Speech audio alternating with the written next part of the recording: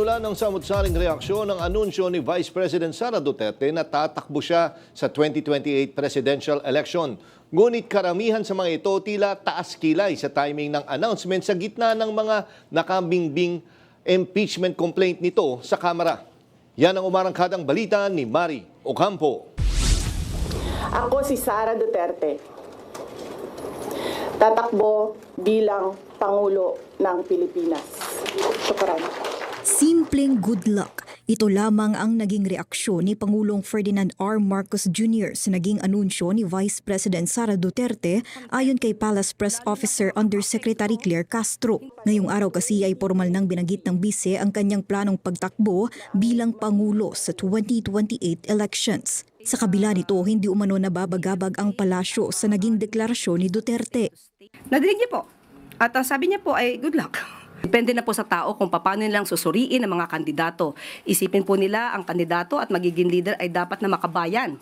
Dapat interes ng bayan ang sinusulong. Sinabayan ng bise ang kanyang anunsyo ng mga patutsada laban sa administrasyon kung saan humingi siya ng paumanhin sa publiko sa pagiging parte umano ng 2025 budget na umano'y puno ng katiwalian. Ngunit agad ipinaalala ng Palace Press Officer ang patong-patong na impeachment complaints ni Duterte sa Kamara na patuloy nagdidikit sa kanya sa kaliwat ka ng alegasyon ng korupsyon sa Office of the Vice President at Department of Education. Kung meron pang napipintong impeachment, ito po ay dahil sa kanyang kagagawan mismo. Kung wala naman siyang ginawa na mga maanumalya at labag sa konstitusyon, hindi naman po siguro siya masasampahan ng mga impeachment complaints. Ayon sa Makabayan Bloc na naghain ng pangatlong impeachment complaint laban sa bise ngayong taon, isang desperate attempt at distraction umano ang tinawag nilang premature announcement ng bise. Malinaw yung timing niya ng announcement niya ay para din na panggulo. No? Pusit tactics na naman ito para siyang pag-usapan at ipakita na inaapi siya kuno. Hindi ito ang tanong na dapat sinasagot ni VP Sara Duterte. No, ang tanong ay nasaan ang kinurakot na pera ng taong bayan.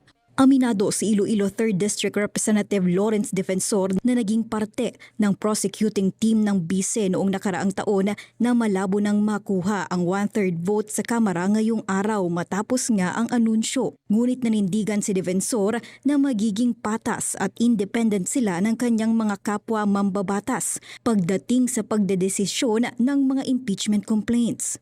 Right now, if we're going to do it all over again, I can honestly tell you that it will only, for now, at least today, it will only be referred to the Committee on Justice. Dagdag pa niya, aminin man o hindi ay malaking epekto para sa ilang kongresista ang pagpirma sa nakaraang impeachment complaint.